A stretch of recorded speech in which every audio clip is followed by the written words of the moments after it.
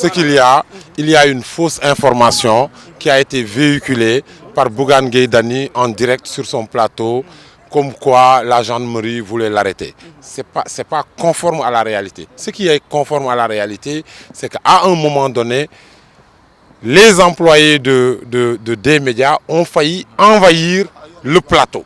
Parce que le débat était contradictoire. Et comme ils n'acceptaient pas le débat contradictoire avec leur patron, ils ont voulu interrompre le débat à l'intérieur.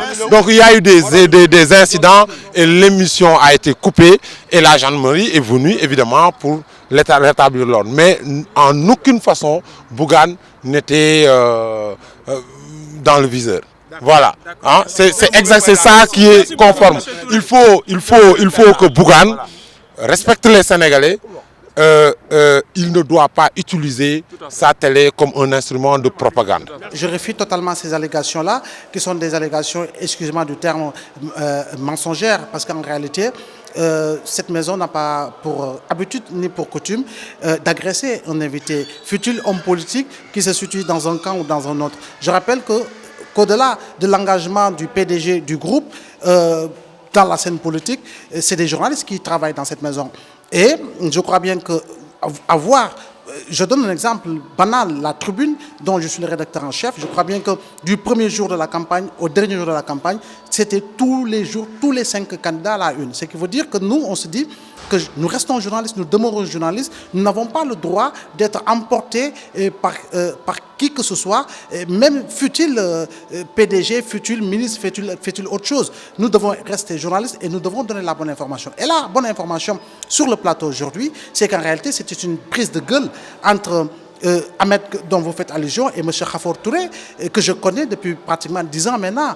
Donc, c'est vous dire que dans ces échanges-là, ça peut être houleux, l'adrénaline peut monter d'un cran, mais il n'a été nullement question d'une quelconque agression sur la personne de M. Khafor Touré. Ça, je vous le dis, et je ne saurais me mettre devant une caméra de confrères que je connais, que je respecte. Je ne saurais me mettre devant une vidéo que des Sénégalais visionneront, regarderont, commenteront, analyseront pour mentir. Je n'ose pas le faire. Les gendarmes qui sont venus ici, ils ne sont pas venus pour arrêter Bougane, mais ils sont là parce qu'ils ont été appelés par Khafor Touré lui-même. Je ne sais pas s'ils ont été appelés par Khafor. Moi-même, j'ai approché le lieutenant, si je ne m'abuse. Hein, les grades, je ne les maîtrise pas, mais si je ne m'abuse, c'est un lieutenant. Quand je l'ai approché, il m'a dit que non, il ne se passe rien. Nous sommes venus juste pour sécuriser la zone, étant donné qu'il y a des attroupements et tout.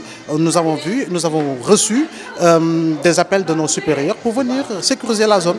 Et ce sont ces propos, j'y crois, je les partage. Et vous avez vu qu'ils sont venus. Tout le monde n'est pas rentré. Les deux chefs sont entrés. Ils ont parlé avec qui de droit, à savoir le directeur général du groupe, M. Massama Mbaye. Ensuite, ils sont redescendus.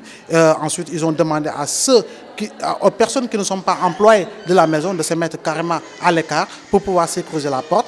Mais il n'a jamais été question, à mon avis, d'arrêter qui que ce soit par rapport à l'information reçue du principal chef qui a conduit ce groupement de gendarmes, qui m'a dit que c'était juste pour véritablement sécuriser la zone.